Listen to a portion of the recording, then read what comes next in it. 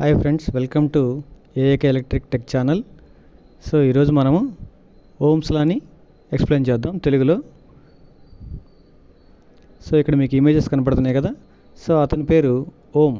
So అతనే ఇలా అని కనిపెట్టింది. అలాగే కొన్ని ఇమేజెస్ ఉన్నాయి. సో ఇప్పుడు మనము డీటెయిల్డ్గా ఓమ్స్ లా అంటే ఏంటో చూద్దాం. సో ఓమ్స్ లా అనేది ఏంటంటే వోల్టేజ్కి, కరెంట్కి, రెసిస్టర్కి మధ్య ఉన్న రిలేషన్ చెప్తుందన్నమాట. ఓమ్స్ లా అనేది దేని గురించి చెప్తుందంటే వోల్టేజ్కి, కరెంట్కి, అలాగే రెసిస్టర్కి ఉన్న రిలేషన్ని చెప్తుంది. సో ఒకసారి మీకు ఇంగ్లీష్లో చదువుతాను, చూడండి. Ohm's law states that the voltage across a conductor is directly proportional to current flowing through it provided all physical conditions and temperature remain constant. So Ohm's law ఏం చెప్తుందంటే ఒక సర్క్యూట్లో ఏముండాలి? రెసిస్టెన్స్ ఉండాలి. దానికి ఏం అప్లై చేయమంటున్నాడు? వోల్టేజ్ అప్లై చేయమంటున్నాడు. ఓకేనా? Voltage across a conductor. ఓకేనా? కండక్టర్లో కూడా రెసిస్టెన్స్ ఉంటుందన్నమాట. సో అట్లా ఆలోచించుకోండి మీరు. ఒక రెసిస్టర్కి మనం వోల్టేజ్ని అప్లై చేసినప్పుడు ఎలా అప్లై చేస్తున్నాము? ప్యారలల్గా. అక్రాస్ అంటే ప్యారలల్గా అప్లై చేసినప్పుడు ఏమవుతుందంట? Directly proportional to current pass through it. So ఆ వోల్టేజ్కి తగ్గట్టుగా దాంట్లో కరెంట్ అనేది వెళ్తుందంట. సో ఎప్పుడు ఇదంతా జరుగుతుందంటే కండిషన్స్ చెప్తున్నారు. Provided all physical conditions and temperature remains constant. అంటే ఏంటి? ఫిజికల్గా వాటిలో ఎటువంటి మార్పులు చేయకూడదు మనం. అంటే దాన్ని కొట్టడం కానీ, అంటే ఫిజికల్ కండిషన్స్ అంటే దాన్ని విరవటం కానీ ఇట్లాంటివి ఏమీ చేయకూడదు. అలాగే అసలు మెయిన్ పార్ట్ ఏంటంటే ఈ టెంపరేచర్ అనేది కాన్స్టెంట్గా ఉండాలి. అంటే దాన్ని వేడి చేయటం కానీ లేదా చల్లబరచడం కానీ చేయకూడదు. ఏది? మనం ఆ రెసిస్టర్ వాల్యూ గురించి మాట్లాడుతున్నాం. ఓకేనా? మనం ఉపయోగించే వైర్ కానీ లేదా ఒక రెసిస్టర్ కానీ ఏదైనా సరే దాని యొక్క ఫిజికల్ కండిషన్స్ మార్చకూడదు. అలాగే దాని టెంపరేచర్ని కూడా మార్చకూడదు. సో అతను టెంపరేచర్ స్థిరంగా ఉన్నప్పుడు మాత్రమే ఈ ఓమ్స్ లా అనేది, అంటే ఈ ఫిజికల్ కండిషన్స్, ఈ టెంపరేచర్ స్థిరంగా ఉన్నప్పుడు మాత్రమే ఈ ఓమ్స్ లా అనేది వర్క్ అవుతుంది అని చెప్తారన్నమాట దీంట్లో. ఓకేనా? నెక్స్ట్ చూద్దాం. సో ఇక్కడ ఇమేజ్ చూడండి. పైన ఆర్ అని ఇచ్చాను కదా, అది రెసిస్టెన్స్ యొక్క సింబల్. సో ప్రతి వైర్కి రెసిస్టెన్స్ ఉంటుంది. ఓకేనా? అది ఎంత మంచి కండక్టర్ అయినా సరే దాంట్లో ఎంతో కొంత రెసిస్టెన్స్ అనేది ఉంటుంది. సో ఇక్కడ ఒక చిన్న ఇమేజ్లో మీకు అక్కడ అర్థమవుతుంది కదా. ఆ ఓమ్ అనే అతను రెడ్ కలర్లో ఉన్నాడు. ఒక తాడు కట్టి యాంప్ అంటే కరెంట్ని ఆపుతూ ఉన్నాడు. ఈ వోల్ట్ అనే అతడు ఆ కరెంట్ని తోస్తూ ఉన్నాడు. సో ఇది మీకు అర్థమయ్యే విధంగా వివరిస్తాను నేను. సో ఇక్కడ మనకి వోల్టేజ్ అంటే ఒక ఫోర్స్ అనమాట. ఏంటి ఫోర్సు? ఎలక్ట్రాన్స్ని నడపగలిగే ఫోర్స్. ఓకేనా? వోల్టేజ్ని మనం ఎక్స్ప్లెయిన్ చేయాలంటే ఏమని చెప్తామంటే వోల్టేజ్ అనేది ఒక force. It causes the electrons flow. ఎలక్ట్రాన్స్ని కదిలించడానికి అవసరమైనదే వోల్టేజ్ అనమాట. ఓకేనా? ఎలక్ట్రాన్స్ని కదిలించడానికి అవసరమైన ఫోర్సే వోల్టేజ్. సో ఆ ఎలక్ట్రాన్స్ని కదులుతున్నాయి అంటే దాని అర్థం ఏంటి? దాంట్లో కరెంట్ వెళ్తుందని అర్థం. సో కరెంట్కి ఏం డెఫినేషన్ చెప్తాం మనం? కరెంట్ అనేది ఏంటి? Free flow of electrons is called current. Electrons అనేవి ఫ్రీగా కదిలితే, దేంట్లో అయినా సరే కదిలితే దాంట్లో కరెంట్ పాస్ అవుతుంది అంటాం. ఓకేనా? దాన్నే కరెంట్ అంటాం. ఇక్కడ మనం చూడండి, ఒక సర్క్యూట్లో ఒక రెసిస్టర్ కనెక్ట్ చేసాము. అలాగే దానికి వోల్టేజ్ సప్లై ఇచ్చాము. ఇందాక మనం చదువుకున్న ఓమ్స్ లా ప్రకారం దాంట్లోకి కరెంట్ అనేది ఫ్లో అవుతుంది. సో అదొక చిన్న ఇమేజ్లో చూస్తే మన వోల్టేజ్ అనే అతను దాన్ని గట్టిగా తోస్తున్నాడు. దేన్ని? ఎలక్ట్రాన్స్ని, అంటే కరెంట్ని పంపించాలని చూస్తున్నాడు. కానీ ఆ వైర్లో ఉన్న రెసిస్టెన్స్ లేదా ఆ రెసిస్టర్లో ఉన్న రెసిస్టెన్స్ ఏం చేస్తుంది? ఆ కరెంట్ని పోకుండా అడ్డుకుంటూ ఉంది. అలా అని పూర్తిగా అడ్డుకుంటుందా? సో పూర్తిగా అడ్డుకోదు. పూర్తిగా అడ్డుకుంటే దాన్ని ఏమంటాం? ఇన్సులేటర్స్ అంటాం. అంటే దాంట్లో కరెంట్ అస్సలు వెళ్ళదు. ఓకేనా? సో ఇక్కడ ఆ రెసిస్టర్ అనేది ఏం చేస్తుంది? రెసిస్టర్లో ఆ ఓమ్ అనే అతను ఏం చేస్తున్నాడు? రెసిస్టర్ యూనిట్స్ ఓమ్స్ అంటాం అనమాట. సో రెసిస్టర్ ఆ ఓమ్ ఏం చేస్తున్నాడు? కరెంట్ని వెళ్లకుండా అడ్డుకుంటా ఉన్నాడు. వోల్టేజ్ ఏమో దాన్ని పంపించాలని చూస్తుంది. ఓకేనా? ఈ సర్క్యూట్ అర్థం చేసుకోండి. వాటి యొక్క రిలేషన్ మీకు చెప్తాను.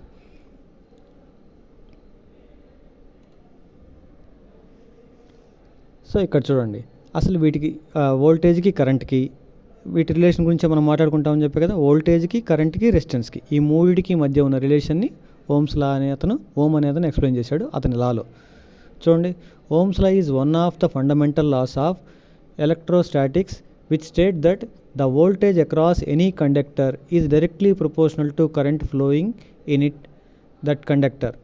We can define this condition అది. సో ఏం చెప్తున్నాడు, వోల్టేజ్ అనేది కరెంట్కి డైరెక్ట్లీ ప్రపోర్షనాలిటీలో ఉంటుందంట. అంటే వోల్టేజ్ కరెంట్ పెరిగితే వోల్టేజ్ కూడా పెరుగుతూ ఉంటుందని. అంటే ఈ డైరెక్ట్లీ ప్రపోర్షనాలిటీ ఏం చెప్తుంది మనకి, ఒకటి పెరిగితే ఇంకోటి పెరుగుతుందని చెప్తుంది. ఒకవేళ మనం ప్రపోర్షనాలిటీ తీసేసామనుకోండి, అంటే ప్రపోర్షనాలిటీ తీసేసినప్పుడు మనం దేంట్లో నుంచి పంపిస్తున్నాము, కండక్టర్లో నుంచి. కండక్టర్కి ఏముంటుంది, రెసిస్టెన్స్ ఉంటుంది.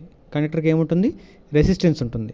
సో మనం ప్రపోర్షనాలిటీని తీసేస్తే మనకు వచ్చిన ఫార్ములా ఏంటి, V = IR లేదా R × I, అంటే రెసిస్టెన్స్ ఇంటూ కరెంట్. సో దీంట్లో చూడండి, R is the proportionality constant. So ఎందుకంటే ప్రపోర్షనాలిటీ తీసేసాం కాబట్టి దాని ప్లేస్లో మనం ఏం పెట్టాం, R అనేది ఏర్పాటు చేసాం.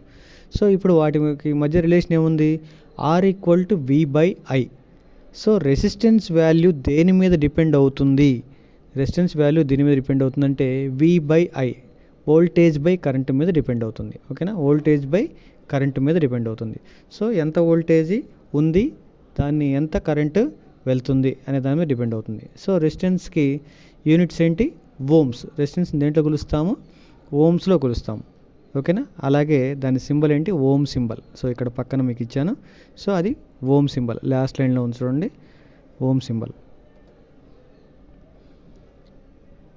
నెక్స్ట్ చూడండి, ఈ ట్రయాంగిల్ ప్రకారం మీరు ఈజీగా ఫైండ్ అవుట్ చేయొచ్చు రెసిస్టర్ వాల్యూ కానీ, లేదా వోల్టేజ్ వాల్యూ కానీ, కరెంటు వాల్యూ కానీ, ఏదైనా సర్క్యూట్లో ఎప్పుడు మనం చెప్పిన కండిషన్స్ అన్నీ సరిగ్గా ఉన్నప్పుడు. ఓకేనా, అంటే ఏంటి, వోల్టేజ్ అనేది ఒక సర్క్యూట్కి అప్లై చేయాలి, ఆ సర్క్యూట్లో రెసిస్టెన్స్ మాత్రమే ఉండాలి, అలాగే ఆ సర్క్యూట్లో ఫిజికల్ కండిషన్స్ చేంజ్ అవ్వకూడదు, అలాగే టెంపరేచర్ కూడా చేంజ్ అవ్వకూడదు. సో ఇవన్నీ కాన్స్టెంట్గా ఉన్నప్పుడు మనకి ఓమ్స్ లా అనేది వర్క్ అవుతుంది. సో ఇక్కడ R is the constant of proportionality noun as resistance. V is the voltage applied. So V అనేది మనం ఇచ్చిన వోల్టేజ్, R అనేది మనం తీసుకున్న వైర్ లేదా మనం తీసుకున్న రెసిస్టర్ యొక్క కాన్స్టెంట్ వాల్యూ, దాని వాల్యూ ఎంతైతే ఉంటుందో అంతే ఉంటుంది. ఎందుకంటే మనం చెప్పాం కదా, ఫిజికల్ కండిషన్స్ ఏమీ మారకూడదు, టెంపరేచర్ ఏమి మారకూడదు అని. సో రెసిస్టెన్స్ వాల్యూ సేమే ఉంటుంది. అలాగే I ఏంటి, current flowing through the electrical సర్క్యూట్లో ఎంత కరెంట్ వెళ్తుంది అనేది ఆ I అనేది చెప్తుంది. సో ఈ రిలేషన్ ఏం చెప్తుంది, V = I × R. సో ఈ సర్క్యూట్లో మొత్తంలో వోల్టేజ్ ఎంత ఉంది అనేది మనం తెలుసుకోవాలంటే కరెంట్ని రెసిస్టెన్స్తో మల్టిప్లై చేస్తే మనకి వోల్టేజ్ వాల్యూ అనేది వస్తుంది. సో మీరు ఆ ట్రయాంగిల్ ప్రకారం, ఓమ్స్ లా ట్రయాంగిల్ ప్రకారం కూడా మీరు ఈజీగా కనుక్కోవచ్చు. V = I × R.